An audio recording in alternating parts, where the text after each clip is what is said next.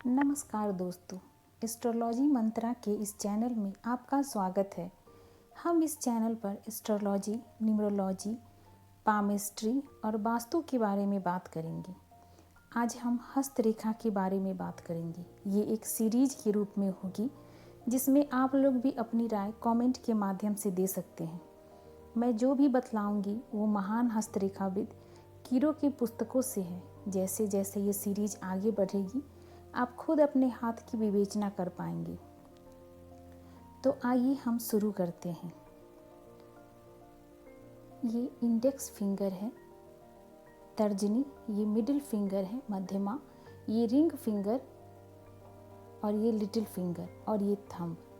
इस फिंगर के नीचे जो ये उठा हुआ भाग है इसे जुपिटर पर्वत या गुरु पर्वत कहते हैं। इसे शनि का पर्वत, इसे सूर्य का पर्वत और ये बुध का पर्वत है। ये उठा हुआ भाग शुक्र का पर्वत होता है, ये राहु का स्थान और ये केतु का स्थान। और ये भाग चंद्र पर्वत होते हैं, यहाँ पे निम्न मंगल और उच्च मंगल। ये जो रेखा है इसे लाइफ लाइन या जीवन रेखा बोलते हैं। ये रेखा जितनी साफ सुथरी और अच्छी होगी व्यक्ति का जीवन उतना ही सहजता के साथ बीतेगा और इसे ब्रेन लाइन या मस्तिष्क रेखा कहते हैं। ये भी जितनी साफ सुथरी होगी व्यक्ति का मस्तिष्क, उसका ब्रेन उतना ही अच्छा होगा। कुछ हाथों में ये रेखा यहाँ से शुरू होती है। ये बहुत ही रेयर है। अगर ये रेखा यहाँ से शुरू होती है तो व्यक्ति स्वच्छंद विचारों का होता है। ये हार्ट लाइन ये बुध के पर्वत से शुरू होकर शनि के पर्वत पे जाके मिलती है। कुछ हाथों में ये रेखा गुरु के पर्वत पर भी जाती है। अगर ये गुरु के पर्वत पे जा रही है तो ऐसे व्यक्ति के स्पाउस यानी कि उनके हस्बैंड बहुत हैंडसम होते हैं और उनकी वाइफ बहुत ब्यूटीफुल होती है। ये भाग्य रेखा या फेट लाइन ये बहुत जगह से शुरू होती है। ये चंद्रमा के पर्वत से शुरू होकर अगर शनि के पर्वत तक जा रही है तो बहुत अच्छी मानी जाती है। कुछ हाथों में ये मणिबंध से भी शुरू होती है और कुछ हाथों में ये जीवन रेखा से शुरू होती है। और कुछ हाथों में अगर ये यहाँ से शुरू होकर सूर्य के पर्वत तक जाती है तो ये काफ़ी अच्छी मानी जाती है। जितने भी आईएएस ऑफिसर या बड़े बड़े ऊंचे पोस्ट के लिए सरकारी विभाग में उनके हाथों में ये रेखा देखने को मिलती है। ये बहुत शुभ होती है और ये मणिबंध का क्षेत्र होता है। ये मणिबंध रेखाएं हैं। ये रेखाएं अगर साफ सुथरी और सुंदर है, 3 रेखा, तो काफ़ी अच्छी मानी गई है। अगर ये टूटी फूटी है तो व्यक्ति का जीवन संघर्षपूर्ण रहता है। और ये अगर अच्छे से तीनों लाइन है तो काफ़ी अच्छी और काफ़ी ऐश्वर्य प्रदान करती है। ये मैरिज लाइन है। अगर साफ सुथरी एक रेखा है बुध पर्वत पे तो ये एक शादी को दर्शाती है और इससे हम लोग शादी के एज का भी निर्धारण कर पाते हैं। अगर यहाँ पे है ये रेखा बिल्कुल बीचों बीच तो 25 के बाद शादी होती है।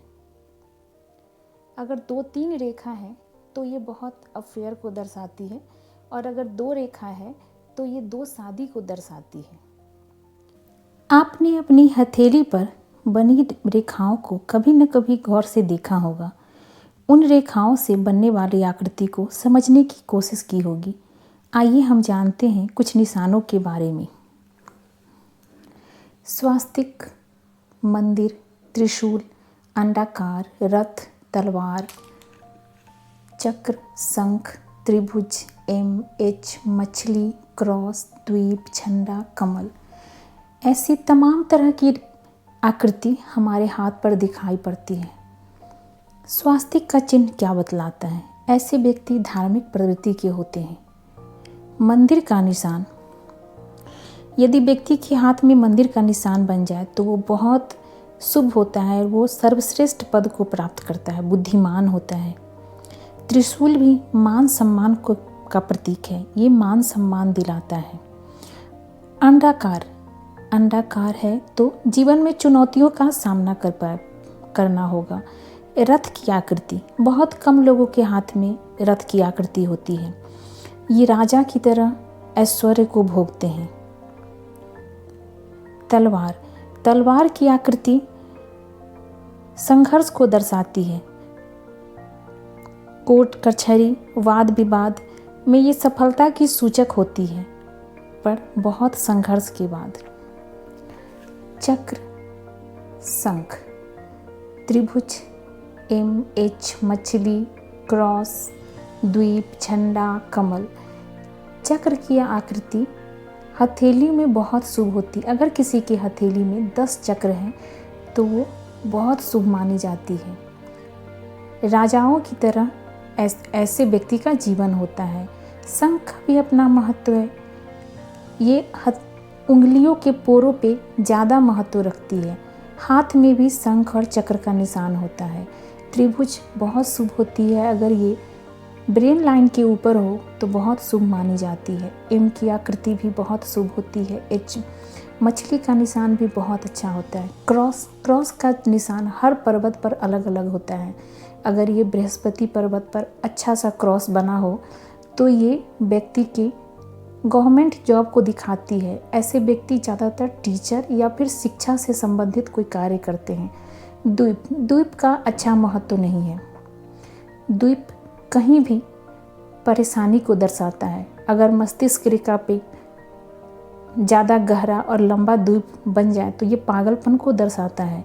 झंडा का निशान भी बहुत शुभ होता है। ये विक्ट्री को दिखाता है। कमल का निशान लक्ष्मी माता को प्रतीक माना गया है कमल। तो ये निशान बहुत शुभ होता है।